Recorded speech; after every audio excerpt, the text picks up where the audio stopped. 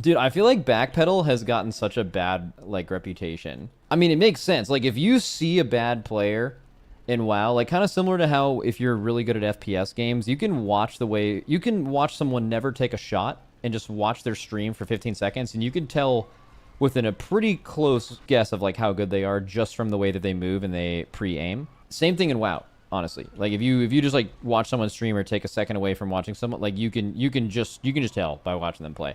So like if someone was actually botting their rotation, you would be able to tell, not that they're necessarily botting their rotation, but they would probably, their movement would be so insanely bad, you'd either be like they're botting or like they're just built like a bot.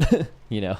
Is there anything wrong with backpedaling as a caster? Backpedaling's fine. Like, basically, for a while, like, I know people, there was definitely, this was more in, like, Mop, WoD, Legion, but, like, people would tell you, there'd be, like, one douchebag in your guild that would just be like, bro, you gotta unbind backpedal. That's, like, a pro gamer move. Gotta unbind that shit, bind something else. But, like, binding backpedal is not.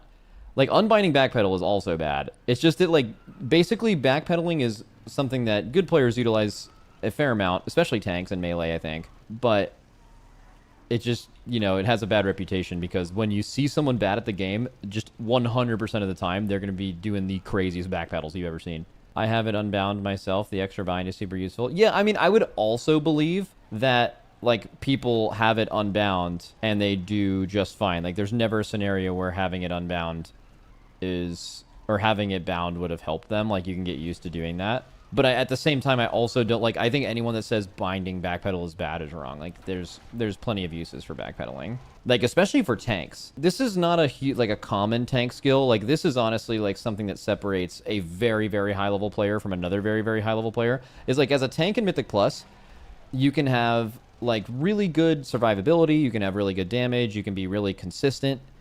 But then like one little thing that kind of separates people and maybe now that I'm mentioning this, maybe you already know this, but like if you don't know this, maybe you'll start focusing on it. Especially you can tell on streams. You can have like two tanks that are pretty close together in skill, and then one of them, the pack of mobs looks real spread out, you know. There's like kind of, they're not really like stacked.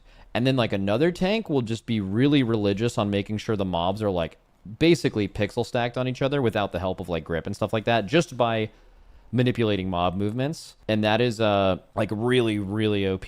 Like, this game is so fucking, you do so much more damage when things are pixel stacked. It's actually like surprising how much more. Like, if you have a loose 3-yard spread versus a literal pixel stack, the pixel stack smokes it in damage. And I think backpedal is like literally required to do that well as a tank. To like backpedaling to just like do little micro movements to make a pack better for damage is really helpful. Super noticeable in the Unholy DK DPS.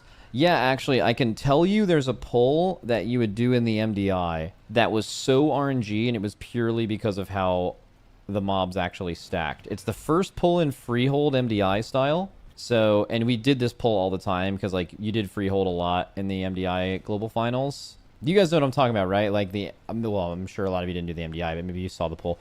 It's like you pull from the beginning. Usually skip, like, the first pack, but then you pull, like, the Pat and 2 packs plus the other pack, like, behind, you, like, LOS it behind that little thing.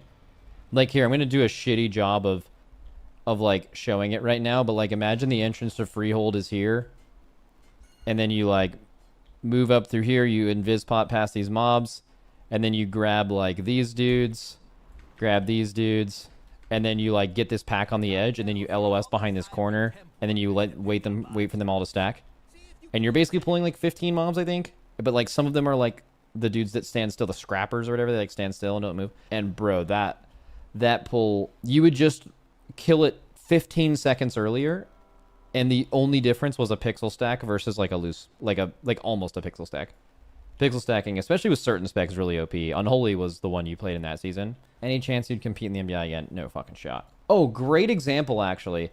Backpedaling is one of the easiest ways to get Cujo into the right LOS for DPS.